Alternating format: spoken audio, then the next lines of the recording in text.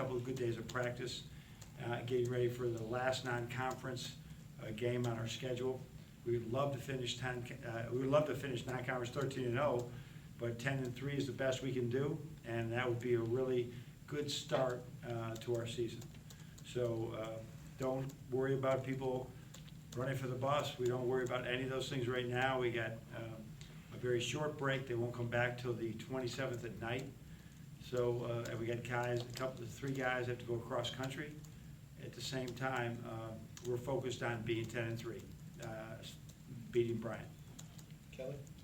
What things are you focused on for Bryant moving forward towards Big Ten? Well, they just played Providence, a really tough game, and they'll be playing, they played a lot of zone in the last 2 or 3 games, and we've seen some zones, and we're just trying to sharpen that up with us. They got guys that can score the ball, as you can see in the Bryant game, that they can score the basketball. So we are, we finally got to 39.9 as a defensive field goal percentage, which now puts us like 5th or 6th in the league. 5th or 6th, best or worst. I mean, it's such a defensive league. So we're trying to get better defensively because, as you can see, when we defend and our running game is improving, then it's a lot easier to play basketball than only half court. Brendan? I guess on the same kind of train of thought there, the ability to play these 4 games, and you guys have jumped out early, you've done things like that weren't seen last year and whatnot.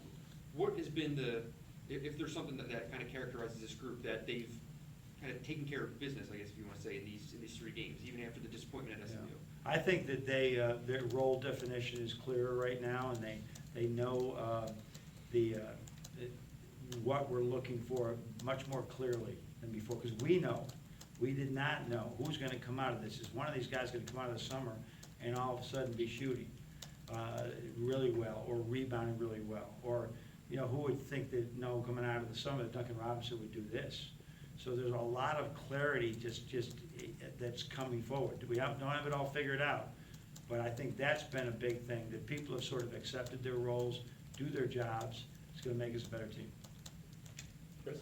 Karras said Zach had a good shooting day today. Are you starting to see signs of him? No, I do. And I mean, if this is going to be the drama all year long, it's going to be the drama all year long. But truth is, there's a lot of players out there that will go through shooting slumps.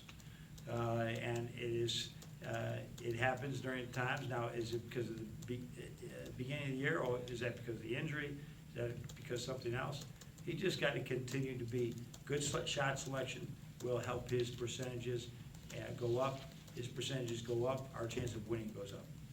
Have you seen anything on his shot? Is there anything, just tweak here, tweak elbow out, release point, anything that you've kind of adjusted? I think that with every player, not just Zach, we try to really look at help them, but everybody's different. They're anatomically, their body's put together differently. And some risks go out. Some of them are not high flyers. Some of them their balance is different. So we're trying to find something that mentally he's comfortable with. Chris? No, it's me. Okay. I know you don't like this question, but do you have an idea of what the ceiling might be for this team? I don't like that question. I know.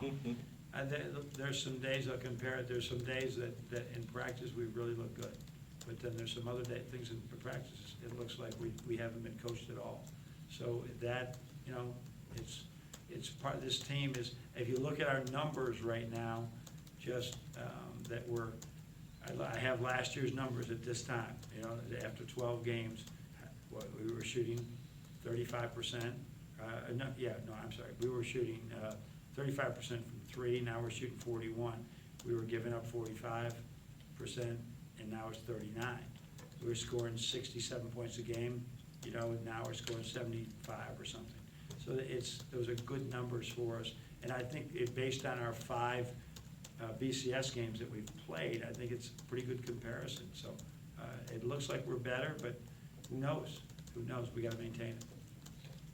Part of the idea that looks a little different with this team is that now you have 2, maybe 3 if you count Zach, as guys who can lead the break and just get the rebound and go. Is that, I assume it's by design, but you don't have a preference necessarily who's doing it, whereas in the past you wanted Derek to be the guy? Yeah, I think that all 3 of those guys have established. Going into the season, we wanted DJ, Aubrey, Cam, all these guys to get a rebound and go. It's got now, listen, these are the three guys, or Andrew Dockage as well. Those three, those are our primary, we play through those three. When you have three assist makers like that, that really is difficult to defend. And so, and then all three of them, you put all three in the ball screen. You can put all three of them in a closeout. That's really helping us. That way they just can't key in on one guy. But you watch at teams and sometimes, and even we were guilty of this with Trey, the differential between, in Trey's first year, I think his assists and to Douglas and Novak was pretty big. As Nick played more the next year, and Tim, they got more assists the following years. So you prefer this scenario, and have you done things now that this has emerged to foster this? and Oh, yeah, make your we're team- trying to play through those three while we try to assist Aubrey and Mohammed in developing with the skills Zach's developed over the past year. This was non-existent in Zach last year, as I've said many times. We gotta get them to do it. Aubrey threw 2 great passes today. Those are like small victories that we love in practice and keep rewarding them with positive reinforcement there. What's the adjustment for Derek? Oh, just one more. What's the adjustment for Derek in that situation, not being the primary guy that understands Well, those other guys? yeah, I mean, in a fast break, one of the toughest things to stop is stop the rebounder because there's no outlet pass. He's on you, and people are adjusting. So, no, there's no real adjustment. I mean, we're playing the way we've played the whole time. I expect all three to have over 100 assists. You know, I expect all three to have a 2-to-1 at least assist turnover ratio, and those are good. It's assist by committee, I guess. Jacob? Talking about the two-guard offense with Karras and Derek, Karras said it's almost kind of like a feel thing, like which one of them offense is going to run through at any given night. Are you kind of satisfied with the way that system's played out so far this year? Yeah, that's the way we would like it to be. And obviously, when you have situations like we've had before with Trey and Tim, you know, they were definitely different in their styles of how they were going to play. And so this one's Karras is somewhere in between a 1 and a 2. I don't think anybody ever would have thought Tim was a 1 or a 2. He was more of a 2 or a 3. So they really blend well together. So it's fine. During my career at West Virginia, we had two point guards on the court quite often. That really worked well. Right down front, Tony. Not asking you to look past Bryant, or maybe I am, but not trying to be disrespectful, but is this team ready for Big Ten play, in your opinion? I think we've done, if you asked every Big Ten coach at this time, you know, you've done everything you can do. You know, are you ready? We're going to find out. But I think that we're getting better every day. We're seeing flashes of good things. I'm sure we'll have some games that will really question ourselves and create adversity in the Big Ten play. However, we've done everything we can right now. Getting healthy was probably the biggest thing to get us ready, and we're getting closer to that. Chris? You mentioned you were shooting 41.5 from 3. Do you let yourself think about how good that number could be if Zach really starts to get where he can be? I hadn't thought about that. Yeah, I hadn't thought about that. And if he That would be a does, big number. how big a difference is that to have another shooter like that on the floor? Well, that's with the, when you can stretch with 4 guys that are shooting 40% from 3, that is a tough to defend. And especially in a ball screen, spread out offense. So I hadn't thought about that. It's a good thought. We're gonna keep working on that. And then when you watched the film of the Youngstown State game and you saw the defensive switches, how close are you starting to get to be a pretty good defensive team? Yeah, that's, every day we see glimpses in practice of more of a purpose in our defense, not just, we want to, okay, how do we stop these guys? Or want to stop these guys but don't know how. I think we're purposeful now. All right, here's how you stop them. You know, I gotta do this before the ball screen. I gotta be in help side. I gotta see what's all the action that's going on. I think they understand the purpose of what we do in practice and how it translates to games. Kelly? An important part of defense is, you know, having that discipline, and Derek said that, like, just waking up early for practice, in a way, taught discipline.